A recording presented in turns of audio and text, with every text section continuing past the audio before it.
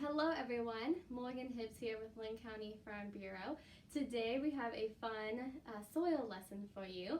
So I'm sad that I'm not there in the classroom with you, but I'm excited that we have the technology to be able to provide a lesson to you virtually. So this is the same lesson that you would receive in person. We are just going to do a demonstration of the experiment, but you have a worksheet, and if you don't have this worksheet in front of you, I encourage you to pause the video and print off this worksheet or take it from your kit and then have it in front of you. So it's the soil particle identification sheet. Also, we have an Iowa Ag Today publication that you should have in front of you as well. Okay, just to get you thinking about soil, I have an apple here. Now you might think, well, that's not soil, but I want you to pretend that this is the planet, okay? So this is the apple Earth. And in our planet, we have different areas or landforms that we can plant food. Now, how many of you have ate lunch today or breakfast today or have had some sort of food today? Raise your hand. Okay, so hopefully all of you have ate something today. And that food is from a farm, or maybe you buy it from a grocery store, but it began on a farm. Now, when we think about where farmers live, what kind of landforms can we not plant seeds in? So where can we not put a seed in the ground? Well, one that you might be thinking of, and you can, I'll go through this kind of slow, so if you want to raise your hand and have your teacher call on you, or if you're at home, if you want to think out loud. So the first area that we might think of that we can't plant a seed is the ocean. The ocean takes up 75% of our planet. We can't plant seeds here. We can't plant corn, we can't plant soybeans, there's no grass. Now there are different types of vegetations in the ocean, like seaweed and things like that, but we can't grow most of our food here in the ocean. We also get fish and shrimp and things like that from the ocean, but we can't grow all of our food here in the ocean. Now in this 75% here, this also is including the rivers, the streams, the creeks, all of our fresh water as well. Another area that we can't plant seeds, can you think of something else that you might think about in the United States or around the world that would not be a good place to plant seeds? Okay, so hopefully you thought of one. Another area might be places that are too cold or too hot, places that are too dry. So places like Antarctica, on top of a mountain. When I went to Colorado last summer, we went all the way to the top of the mountain, past the tree lines where there was no oxygen. So there was not a lot of plants growing up there because there wasn't enough oxygen and enough air for the plants. And so we have things that are too hot, too cold, tundras, deserts, things like that. Okay, what's another area we can't plant seeds? Okay, hopefully you thought of one. Another area is rainforest. Places that are too wet. Seeds will die if they don't have enough water. They will also die if they have too much water. We also have places like the cities, so schools. So right now we have about 7.5 billion people on our planet. By 2050, that number is expected to increase above 9 billion.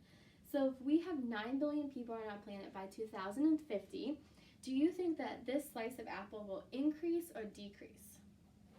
This slice is going to decrease because we have, or increase, because we have schools and buildings and roads and infrastructure that have to be built to help house those people and to help educate and provide jobs for those people. So this slice of apple right here is going to increase. So that leaves us this tiny slice of apple of the whole planet that we have to grow food on. This is the topsoil, the good soil that we have that farmers use to plant seeds in. Now, if this slice of apple is increasing, they will most likely be taking it from this slice of apple. Most people don't want to go live in the middle of a desert or in the middle of Antarctica or places that are too cold. So most likely, if this slice is increasing, they are taking it from this slice of apple. And so that means that the amount of farmland we have is decreasing. So farmers need to be able to grow more food on less land to be able to feed our growing population. So just to give you an idea of how important this topic is. Now, you might think that this is an important topic, but how does that relate to soil? Well, this slice of apple is the soil that we grow food in. And if we need to protect this soil, then we need to learn a little bit about the type of soil and how we can grow the most efficiently and sustainable. Okay, so in your worksheet, you have the first section says soil dissection. Draw and color each soil sample. So I have some soil samples up here that you can take a look at, and I would like you to draw what you see. So we have sample A, B, C, and D. So please draw a picture in each of those circles, the different samples, and if you have crayons or pencils, you can color a picture of it as well.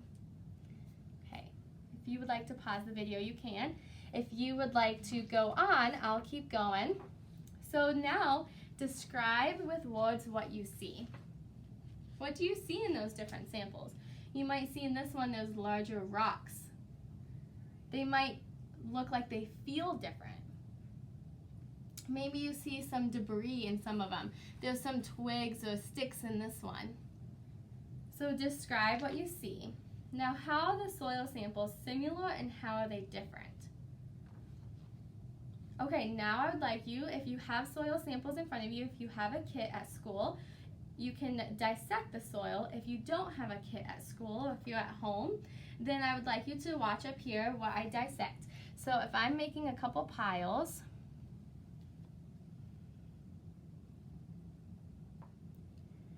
I am separating the things that were once living, like sticks, from the things that are non-living, like rocks. So here, all of these would be in one category. Here we have a few things that were once living, like there's a stick right here, or a wood chip. So I want you to look at some of the different ways that we could separate this. So we have living things, or we call that humus, or we have non-living things. Okay, so now you can draw some of those in the pictures, or in the circles below. Okay, some other things that you might not have seen in your soil sample. We have air in our soil samples, and we also have water. So these samples were really dry, but in a typical soil outside, when it rains, you would also have different amounts of water in your soil. So there are 4 different things that you would find in your soil. We would find living things, so humus, organic materials, the once living things like sticks, twigs, bugs. We would find maybe decomposing animals and things like that. Leaves, and especially in the fall time. Right now, while you're watching this, it's probably fall.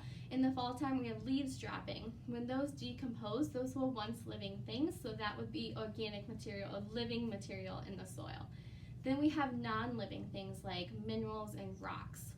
Those are what make up the most of the soil, but the organic material is what helps provide the nutrients for our plants. And then we also have water and air. So those are the 4 components to our soil.